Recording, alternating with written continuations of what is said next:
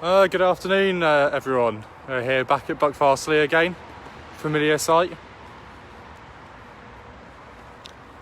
We're at the north end of the site. You can just see the old Buckfastleigh signal box there, the original one from days when we ran to Ashburton. Hope you're all enjoying this Sunday. Hope you're all enjoying the Sunday. We've thankfully just got a clearing in the rain, which is good because our presenter was worried that his head of hair might get a little bit wet. So as you know, we're looking at diesels today. So a slight change back to a more railway orientated theme from last week. But we hope those of you who joined us last week at Totnes and looked at the farm enjoyed it. So see, there's lots of you joining us now. So we'll walk down and see our presenter for today. Many of you may recognise him, Mr. Jon Morton. Hello. Hello everybody, thanks for coming back. By popular request, apparently we've been asked to do more on diesels, including this Class 50 D402 or 50002. Before we talk about that, let's talk about the South Devon, because without the South Devon, we wouldn't be here, our locos wouldn't be here. There's an appeal going on. Look on the website and please donate if you can, you know, even a couple of pounds, anything you like. So I've plugged that bit, but take it seriously. So this is a British Rail Class 50, first built in 1967, and there were 50 of them built. The purpose for them initially was on the West Coast main line. The line was electrified from London to Euston as far as Crewe only. So they needed to keep the services running very, very quickly in terms of electric speeds from Crewe to Glasgow in Scotland. So the plan was to run with two Class 50s, which would equal the power of one electric loco from Crewe to Glasgow. As time went on, the whole railway up there was electrified throughout, so the Class 50s were demoted, shall we say, to lesser services. At the same time, in the Western region, the diesel hydraulics were being withdrawn because of non-standard, they were non-standard design. So the Class 50s were moved piecemeal to the west of England, where they entered service. I'm not sure what year it was when they came first. I think it was something like 1972, 74, I'm told by my auto queue man, who's trying to connect, or is it connected now? It's connected. Okay. So that's when I first got on to work on Class 50s as a second man. And in those days, they were still as they were from the London Midland region, with a lot of innovative design features, including rheostatic braking. So we'll just take a walk around now, slowly. If the traffic's not too hard for us to hear. The loco's sheeted over because about 2 years ago, the society of which I'm the chair decided we were going to spend quite a deal of money on restoring fully and properly the bodywork. Hello, Daryl Barnes says he's looking forward to this. Ashley Banfield Bodmin Railway. Hello, thank you. So with that, we bought this tarpaulin. It's not a brilliant fit, but it does a brilliant job of keeping the weather off the locomotive, which is still in undercoat. So that's why we can't see much of it. So there's not a lot to see, but we will take you inside where there's no engine. We walk down the side. Like most other British Rails designs, this is a cocoa bogie. The compressors are underneath. Sometimes on other designs they're in the body. There's a fuel tank, battery boxes, and another bogie. Quite a long loco. I'm not sure exactly. Jonathan Fry, will there be any dining trains this year? We don't know, Jonathan. It's still early days. We don't know if there's going to be any trains at all. We're hoping, but we don't know. Keep an eye on the website. We walk around. We can't get through because it's all for security. It's a Class 37 there, which is also owned by the DDS, the Devon Diesel Society. And beyond that is the 225s that the SDDT run. And they're restoring some other vehicles as well. Alex Sealing Totnes, John McDougall at Pekarama. Hello. This is the way in, so we're normally locked up. Now some might ask, how are we going to restore the loco? How do we know where all the bits go? we've got the Haynes manual. Samuel Strong loves Class 50s. Yeah, we all do. So this workshop manual will completely enable us to put every nut and bolt back together, theoretically. So I'll jump up inside now. Excuse me. Just watch that camera angle, Ernie, please.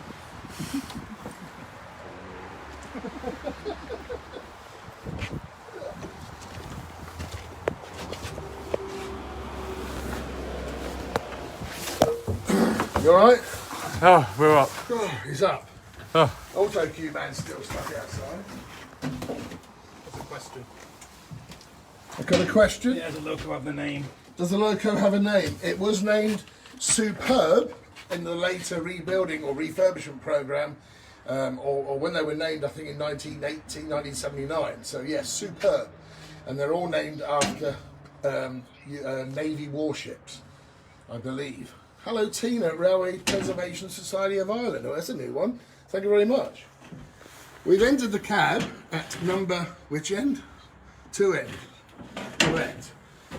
So we're in the electrical compartment now. And you can see here, don't know if the camera's going to pick that up, this is all the electrical switching and fusing and everything else. On the right hand side, on the left hand side, this is the filtration, the original filtration for the inertia braking system and all of that. Hello Mike Wall, says good afternoon John and Ernie. Hello Mike, thanks for tuning in.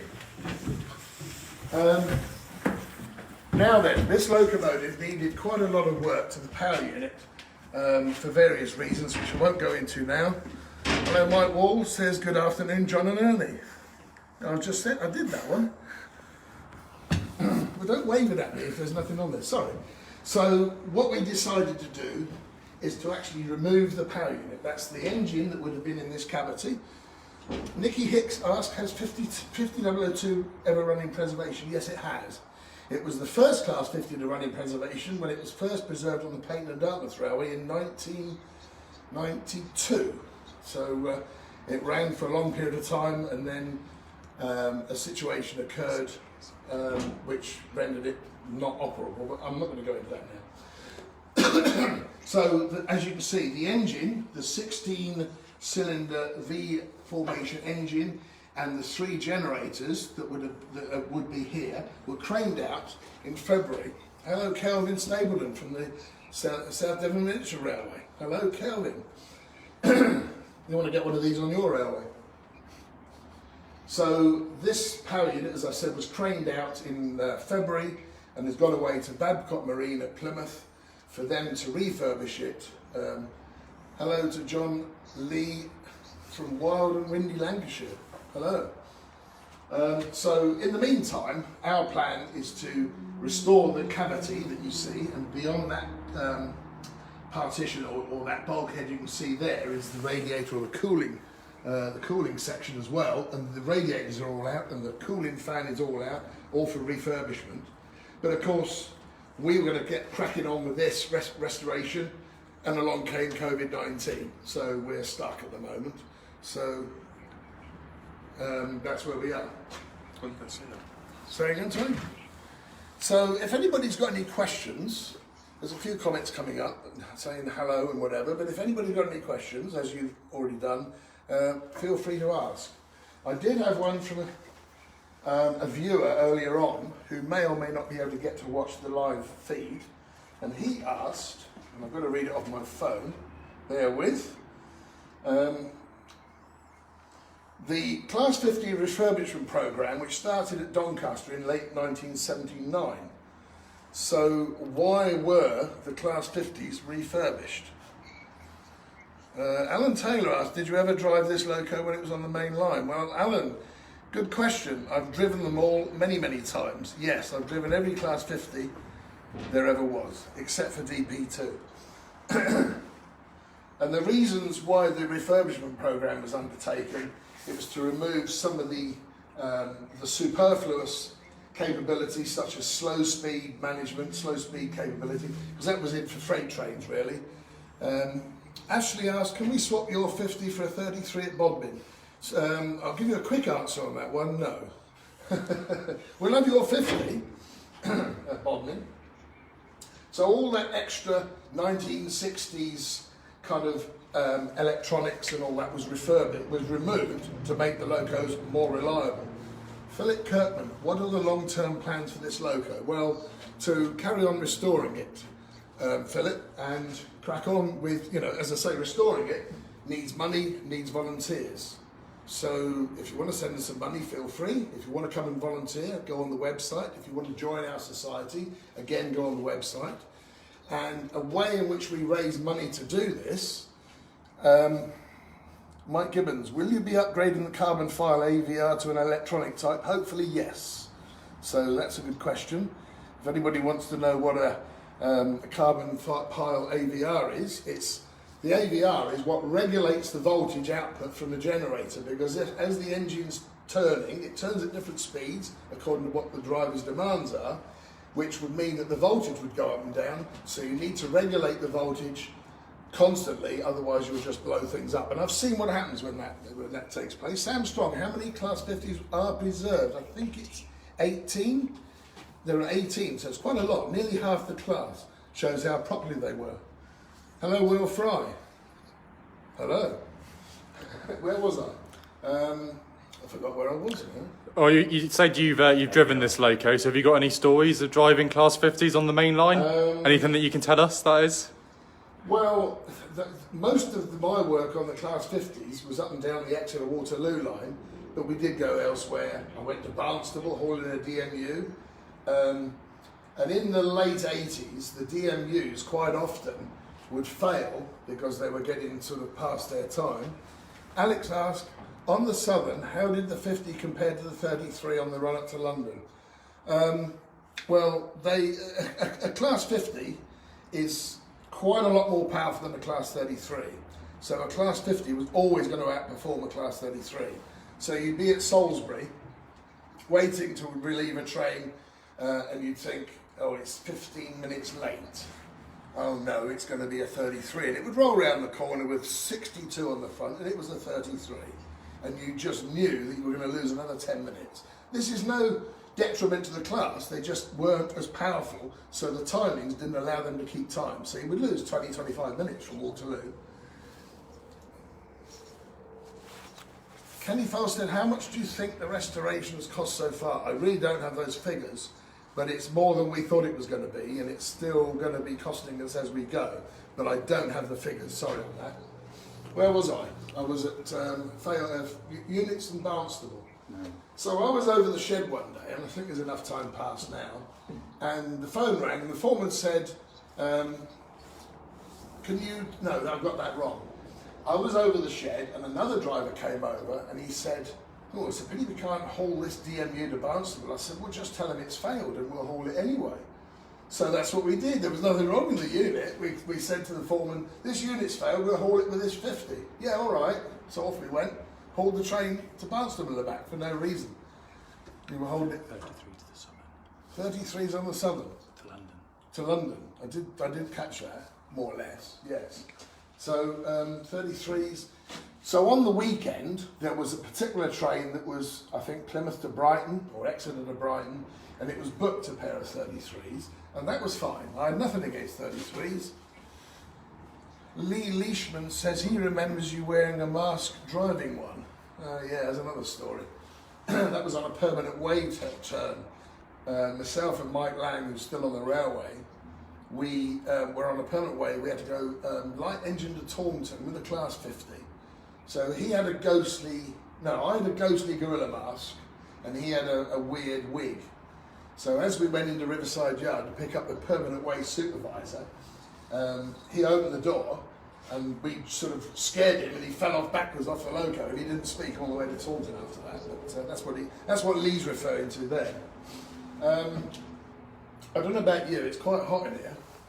Should we have a little walk down and then... A little walk around. I'm going to watch where you go, because you're holding the phone and you're not watching where you're going necessarily, are you?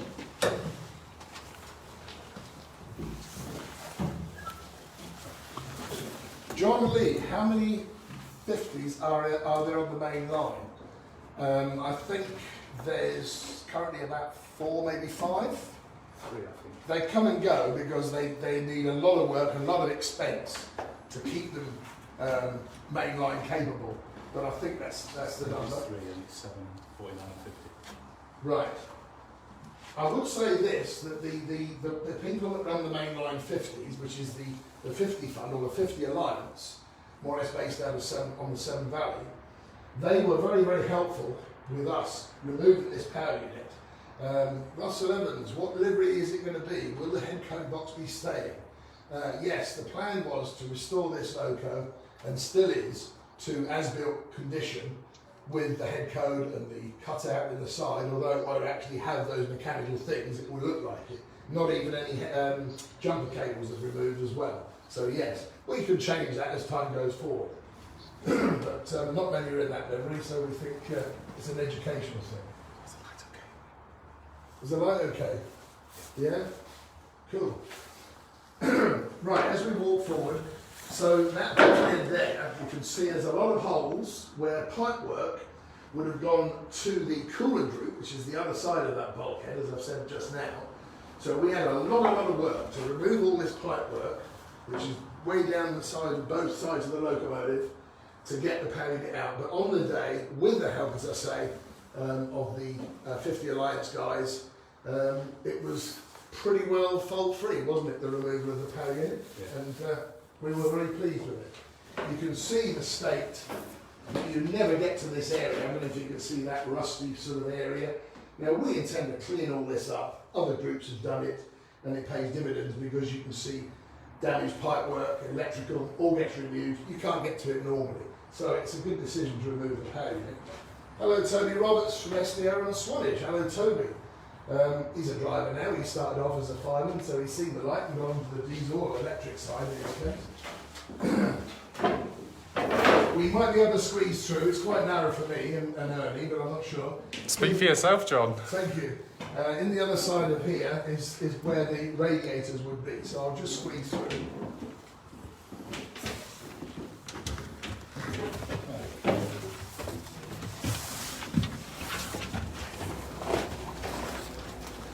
We've now only got my torch, the big light stuck in there, or is Rob bringing it? Oh, Rob's bringing it, good.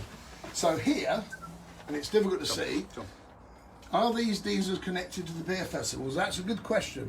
The beer festivals are one of our main sources of fundraising for the restoration. So we've taken a bit of a hit this year. There's been no beer festivals.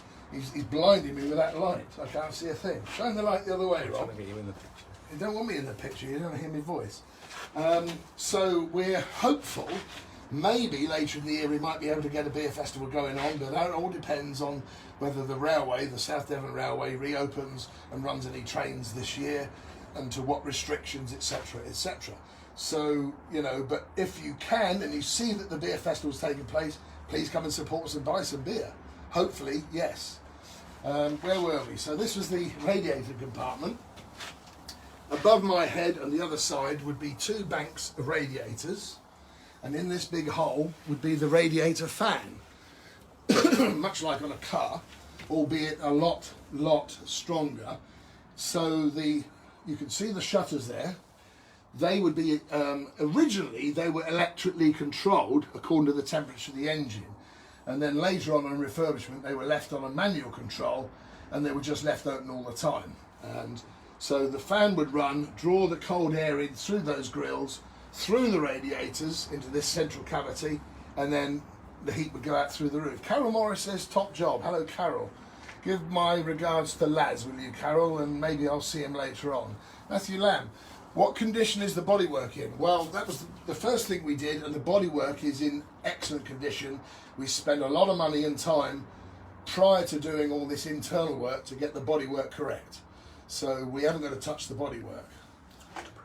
Sorry? It's waterproof. And it's waterproof. Well, of course it's waterproof. It's got a tarpaulin over it. That's why it's so dark. But without the tarpaulin, it's still waterproof. Exactly, yes. So these fans were electrically driven, and that was the cause of one of my failures on a Class 50. As I was approaching Honiton with an up Waterloo train, it was early in the morning, so it was still dark. The driving cab's there. There's a door here with a window. And approaching Honiton, I was conscious of a flash from in here, and within sort of 3 or 4 minutes I've got a high water temperature. I know that the fan has flashed over, as they say, electrically flashed over, and that was the end of the sports, and I only got to Honiton. When do the diesels haul passenger trains on the railway? Well, during diesel galas, on other occasions as well, we're hoping next year to or come back into having every once a month a diesel haul train on the weekend. But again, keep an eye on the websites and Facebook for more news as when that happens. So good question though. So where was I? So this flashover occurred. Unfortunately, on the down train at Honiton, there were two 250s. So we decided, well, the quickest thing to do is to uncouple mine, put it in the yard using the other one, and I think we left there about 20 minutes late. You know, it was fortunate we found where we did. The only other failure was actually involved Neil Cannon, who's another driver at work. He's retired now, but he works for SDDT down here. And I'd left Taunton, having relieved a London driver on a Saturday evening, and he said, we need coolant. Oh, okay, we'll put coolant in. That's radiator water in at Taunton. And I didn't get as far as Wellington, I think. And again, the engine stopped, run out of water, and I opened this room here, which you can see the state of the floor. It's absolutely covered in rust. Was awash with water. So that was the end of that for me. And Neil Cannon was the driver that brought another engine up from Exeter and rescued me from Wellington. Gary Nichols, keep up the good work. Hope you can open soon. Yes, absolutely, we all do. We are able to, in a very controlled way now, begin to come back and start volunteering, you know, clean up and all sorts of things, but it's got to be very controlled, and it's early days. So we're not just allowing all and sundry in volunteer. Hello, Tom Freeman, who has a Hello everyone, apologies for the interruption there. We had a connectivity issue, probably due to being inside a big steel shell for quite a while, and the phone signal isn't always brilliant out here in the depths of darkest Devon and Buckfastleigh. But we're just coming back now, so hopefully you're able to join us again. So yeah, once again, apologies for that.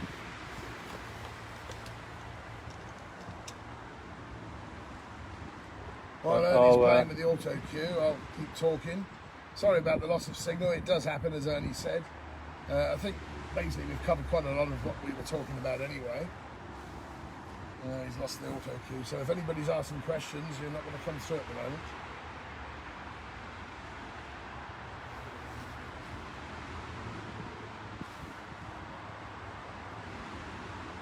There we go. I think we're getting that back. So I don't know if you want to just give us a summary quickly of where we're going with the loco, just in case people missed a few bits and pieces whilst we were in there. So when we were inside, we talked about the refurbishment of the power unit, and that's gone away to contractors in Plymouth to do.